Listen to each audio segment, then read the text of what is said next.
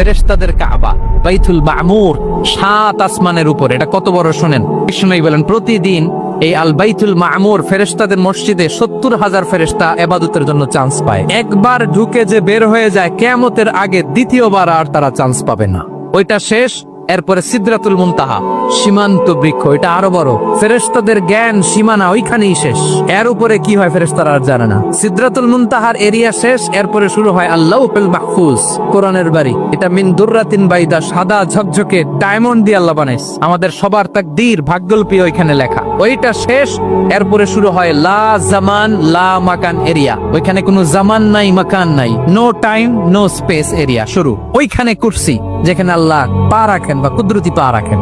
বড় রাজা বাদশারা সিংহাসনে বসে পা রাখে একটা টেবিলের উপর, শাহী টেবিল, ওইটার নাম কুরসি। আল্লাহ বলে ওয়াসিআ কুরসিয়ুহুস সামাওয়াত ওয়াল আরদ। আল্লাহর এই কুরসিটা এতক্ষণ যা বললাম এই সবগুলার চাইতেও বড়।